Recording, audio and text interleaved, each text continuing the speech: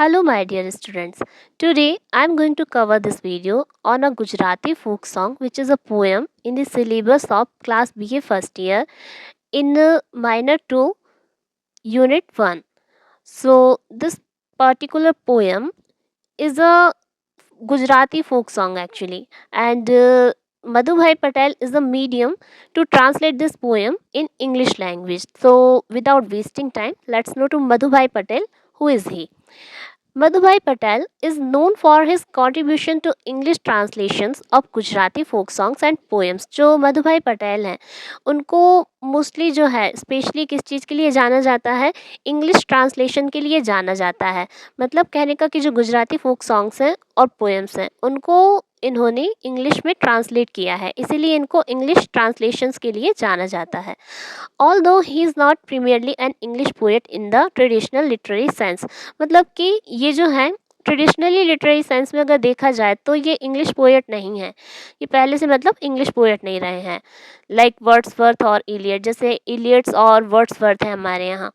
His importance lies in bringing Gujarati folk literature into the English literary sphere, मतलब कहने का कि इनका जो इम्पोर्टेंस है वो कहाँ ज़्यादा पाया जाता है, वो गुजराती फोक लिटरेचर को जो है इन्होंने इंग्लिश लिटरेचर में यानी कि इंग्लिश जगत में क्या किया है, इंट्रोड्यूस किया है, इसके लिए इनको ज़्यादा जाना जाता है।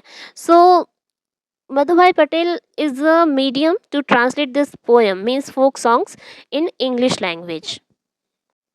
If we see Madhubhai Patel, means his role as a translator, means poet.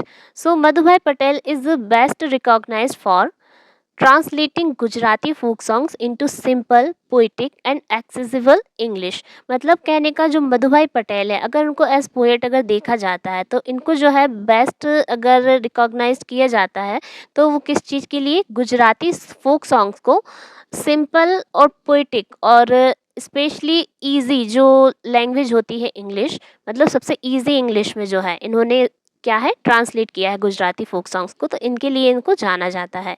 Keeping the original rhythm, emotions and cultural flavour while expressing them in clear English, ये जो है जब इनको ट्रांसलेट करते हैं गुजराती फोक सॉन्ग्स को तो उनमें जो ओरिजिनलिटी होती है वो कभी इनकी खोई नहीं जाती है, मतलब कभी खोती नहीं है। जैसे हम हिंदी में अगर गुजराती मतलब गुजराती लैंग्वेज में अगर गुजराती सॉन्ग्स को पढ़ते हैं और इनके जो इमोशंस और रिदम जो होती है वो बाकायदा उसमें बनी होती है, मतलब इंग्लिश में ट्रांसलेटेड करने के बाद भी, मतलब जो रिदम है, इमोशन है, कल्चर है या जो भी कह लो वो सारा आपको उसमें दिखाई देता है क्लियरली इंग्लिश लैंग्वेज में।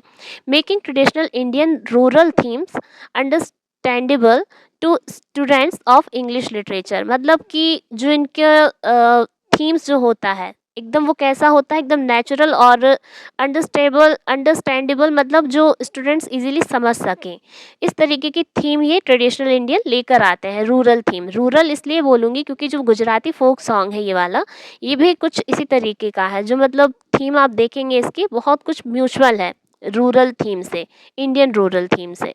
तो that's we are going to see in this video, means in this poem.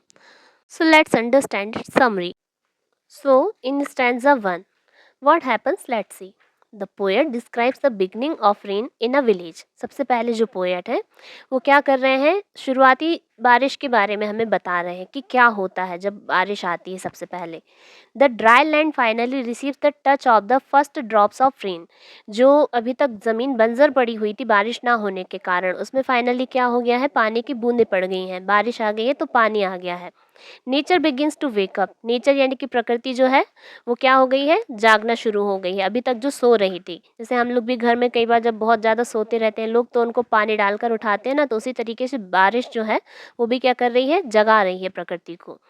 The fields, trees and roads start to look fresh again, और जो खेत खलियान हैं, पेड़ पौधे हैं और जो सड़कें हैं वो कैसे एकदम नए नए दिखाई दे रहे हैं, किस वजह से, पानी की बूंदें पड़ने के कारण। कुल मिलाकर जब बारिश होती है तो सारी ही चीज़ें एकदम जाग उठती हैं, नई सी दिखने लगती हैं, मतलब सब में एक आनंद सा आ जाता है, खुशी आ जाती है। तो अगर हम इसका एक फाइनल मीनिंग देखें तो this stanza shows how rain brings life to the world, कि जो रेन है वो सारे वर्ल्ड में, यानी कि जो दुनिया है पूरी दुनिया को क्या करती है, लाइफ देती है, मतलब जीवन प्रदान करती है। The poet gives a vivid description of how everything becomes joyful after the first shower. मतलब यहाँ पर पोएट बता रहे हैं, डिस्क्रिप्शन दे रहे हैं अलग अलग तरीके का, या कहना चाहिए बिल्कुल डिफरेंट तरीका के सारी ही चीज़ें कैसी हो गई, एकदम आनंदमयी हो गई हैं फर्स्ट शावर के बाद, मतलब जो पहली बारिश हुई है ना उसके कारण। और it symbolises hope, renewal and freshness. मतलब ये जो बारिश है ये क्या दिखा रही है, आशा जता रही है। रिन्यूअल मतलब कि नई सुबह जो एक है वो लोगों की ज़िंदगी में आई है वो, और फ्रेशनेस मतलब सारी चीज़ें एकदम नई नई हो गई हैं फर्स्ट बारिश के कारण। तो कुल मिला के इस स्टैंजा में पोएट हमें बता रहे हैं कि कैसा माहौल है पहली बारिश का गाँव में। फिर हम आते हैं इन stanza second. So in stanza second, what happens? Let's see. With the continuous rainfall, rivers begins to swell, ponds fill up, and the earth absorbs the water eagerly. Poet बोलते हैं यहाँ पर कि कंटिन्यूसली बारिश होने के कारण, रेनफॉल होने के कारण जो रिवर्स हैं यानी कि नदियाँ हैं वो क्या है, फूल उठी हैं क्योंकि उसमें पानी भर गया है। पॉन्ड्स फिल अप मतलब कि जो अभी तक सारे तालाब खाली पड़े हुए थे, सूखे पड़े हुए थे, उनमें पानी भर गया है। And earth absorbs the water ईगरली, और अर्थ जो है, पृथ्वी जो है वो भी क्या कर रही है, धरती कुल मिलाकर पानी को एब्जॉर्ब कर रही है, क्योंकि उसमें भी अभी तक क्या था, पानी की ज़रूरत थी, कुल मिला के बंजर पड़ी हुई थी इस वजह से, क्योंकि पहली बारिश है तो सभी चीज़ें क्या हो रही हैं, एकदम फुलफिल हो रही हैं वाटर से। Farmers become happy as their fields finally get enough water for sowing seeds। और जो फार्मर्स हैं यानी कि किसान हैं वो भी खुश हो गए हैं। क्यों हो गए हैं? क्योंकि उनको भी मतलब उनकी खेत के लिए, उनकी किसानी के लिए उतना पानी मिल गया है जितना उनको बीज बोने के लिए ज़रूरत होती है। तो in this stanza poet focuses on the relationship between rain and agriculture. यहाँ पर जो पोएट है वो यहाँ पर हमें रिलेशनशिप बता रहे हैं कि जो एक रेन और एग्रीकल्चर यानी कि किसान का कह सकते हैं हम यहाँ पर, है ना, जो एक रिलेशनशिप होता है कि किस तरीके से वो उसकी हर एक ज़रूरत को पूरा कर रही है, वो यहाँ पर हमें समझा रहे हैं। Rain is shown as a blessing for farmers as it ensures food, crops and survival. और यहाँ पर जो रेन है वो ब्लेसिंग की तरह फार्मर्स के लिए बताई गई है, जैसे कि वो फूड के लिए इनको क्या कर रही है, हेल्प कर रही है, क्रॉप्स के लिए हेल्प कर रही है, सर्वाइवल के लिए हेल्प कर रही है। मतलब कि कुल मिला के हमें जिस तरीके से अगर देखा जाए पानी की ज़रूरत होती है वो हमें यहाँ पर बताया गया है इस पैराग्राफ में, यानी कि इस स्टैंजा में पोएट ने, कि किस तरीके से किसान को पानी की ज़रूरत होती है, बारिश की ज़रूरत होती है। Now in next stanza we see stanza third. The poet now describes various creatures reacting to the rain. मतलब यहाँ पर जो पोएट है वो बता रहे हैं कि अब जो क्रीचर्स हैं, जीव जंतु हैं धरती पर, उनका क्या रिएक्शन होता है जब रेनफॉल होता है फर्स्ट टाइम। तो word chirping, animals coming out, peacocks dancing. मतलब जो वर्ड्स हैं खुशी के कारण चहचहाने लगे हैं, है ना, क्योंकि बारिश का पानी आ रहा है। एनिमल्स कमिंग आउट, और सारे जो जानवर हैं जो अभी तक कहीं गुफा में छिपे हुए थे, जंगल में कहीं छिपे हुए थे, खुशी के कारण बाहर आकर बारिश का मज़ा ले रहे हैं। पीकॉक्स डांसिंग, पीकॉक्स जो है वो भी क्या कर रहे हैं, डांस कर रहे हैं। आप सभी को पता होगा मोर नाचता है जब बारिश होती है, तो वही आज यहाँ पर हो रहा है, क्योंकि पहली बारिश की बूंदें पड़ी हैं, अब बारिश स्टार्ट हो गई है तो मोर भी नाच रहे हैं। Children run outside and play in the rain enjoying nature's gift. और जो ह्यूमन बींग मतलब कि क्रीचर्स और ह्यूमन बींग, ठीक है, वो भी यहाँ पर क्या कर रहे हैं, इंजॉय कर रहे हैं। बच्चे जो हैं बाहर निकल के घरों के बाहर आ रहे हैं और बारिश में खेल रहे हैं और नेचर के इस गिफ्ट को, गॉड गिफ्ट को इंजॉय कर रहे हैं। सो in this stanza highlights the poet highlights the joyful and playful side of rain, कि मतलब लोग कैसे इसके जो इसको जो है कैसे इंजॉय करते हैं, लोग खेलते हैं इसमें, है ना, इंक्लूडिंग क्रीचर्स। सभी लोग इसको क्या कर रहे हैं, इंजॉय कर रहे हैं, इसमें डांस कर रहे हैं, खेल रहे हैं बारिश में। Rain brings happiness not only to humans. मतलब जो रेन है वो सिर्फ इंसानों की ज़िंदगी में खुशी नहीं लाती, बल्कि but to animals and the entire natural world. मतलब कि सभी एनिमल्स यानी कि जानवरों की और पशु पक्षी सभी की ज़िंदगी में, पूरे एंटायर वर्ल्ड मतलब सारे ही वर्ल्ड में क्या करती हैं, ये खुशी लेकर आती है। Now in stanza fourth what happens, let's see. People in the village begin their seasonal chores. मतलब कि जो गाँव में लोग होते हैं, उन्होंने अपनी जो रूढ़िवादी या जो भी कह लो अभी तक की जो सभ्यता उनके यहाँ चलती आ रही है ना परंपरा, तो वो सारी उन्होंने रीति-रिवाज स्टार्ट कर दिए हैं बारिश के आने पर। विमेन प्रिपेयर स्पेशल फूड, जो विमेन हैं, औरतें जो हैं गाँव में स्पेशल फूड बनाती हैं, स्पेशली बारिश में जो, तो वो उन्होंने बनाना स्टार्ट कर दिया है, प्रिपेयर कर रही हैं। फार्मर्स प्लाउ देयर लैंड, और जो फार्मर्स हैं वो भी क्या कर रहे हैं, खेतों को हल जोतना स्टार्ट कर दिया उन्होंने। Water flows through small streams around the village, और वाटर जो है, जैसे हम लोगों के भी घर के जब आसपास बारिश होती है तो आप देखेंगे कि जब नालियाँ भर जाती हैं तो पानी निकल निकल कर बाहर भागता है ओवरफ्लो होने के कारण। तो उसी तरीके से गांव में भी जो स्ट्रीम्स है वहाँ से पानी क्या है, ओवरफ्लो होने के कारण बाहर निकल निकल कर भाग रहा है। Everything becomes vibrant and full of activity. बारिश की जब बूंदें हमारे घर पर पड़ती हैं तो छम छम छम छम झन झन झन झन टाइप की आवाज़ें आती हैं। तो उसी तरीके से सारी चीज़ों पर जिन पर पानी पड़ रहा है वो भी वाइब्रेशन कर रही हैं। तो ऐसा लग रहा है जैसे कि सभी ने एक्टिविटी करना स्टार्ट कर दी है, रिएक्टिविटी करना स्टार्ट कर दिया है बारिश के कारण। सो meaning of this stanza shows how rain activates village life, मतलब कैसे रेन जो है सभी लोगों को, विलेज में रहने वाले लोगों की ज़िंदगी में क्या कर देता है, एक्टिविटी भर देता है, एक्टिविटीज़ भर देता है, मतलब उनको एक्टिवेट कर देता है। It brings movement, energy and work for everyone, मतलब सभी की लाइफ में मूवमेंट्स आ जाते हैं, मतलब जीने की एक आशा आ जाती है, एनर्जी आ जाती है न्यू देखकर बारिश को, और सभी वर्क के लिए क्या हो जाते हैं, एकदम तैयार हो जाते हैं, है ना। और सबके लिए काम भी आ जाता है, क्योंकि बारिश होती है तो फसल उगती है, लोगों को काम मिलता है, और किसानों में तो बहुत ज़्यादा ही मतलब इसका एक रोल है, बहुत अहम रोल है। So now we come to the next stanza, fifth. So in stanza fifth, what happens? Let's see. The poet reflects on how rain provides water to the entire world. मतलब यहाँ poet बता रहे हैं कि कैसे जो rain है वो कहाँ कहाँ पानी को प्रोवाइड कर रही है, बारिश के पानी को, मतलब लोगों की लाइफ में फुलफिल कर रही है वाटर को।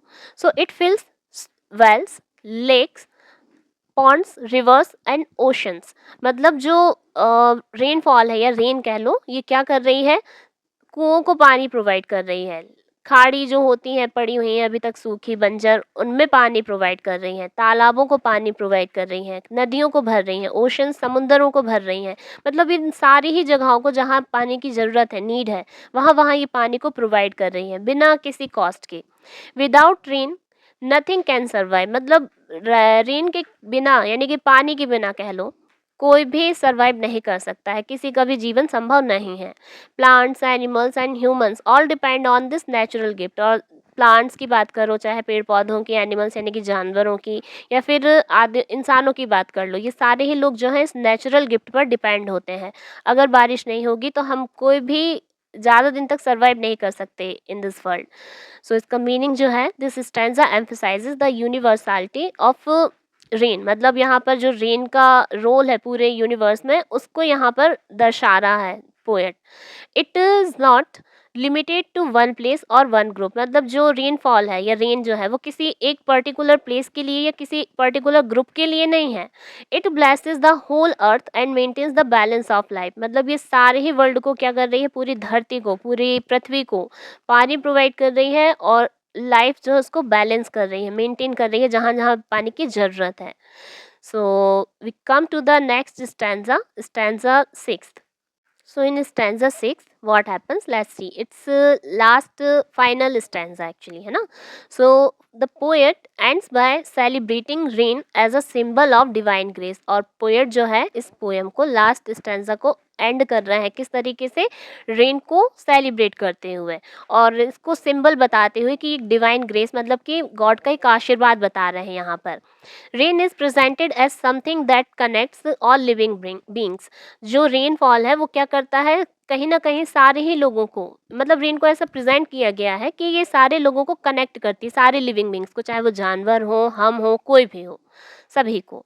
The poet expresses gratitude for this life giving force, यहाँ पर जो पोएट है वो शुक्रिया अदा कर रहे हैं, ग्रेटिट्यूड अपना जता रहे हैं किसको, रेनफॉल को, यानी कि रेन को, कि किस तरीके से ये सभी को लाइफ देती है ना, सबके लिए लाइफ गिवर होती है। सो meaning of this stanza, the final stanza conveys the spiritual and unifying power of rain.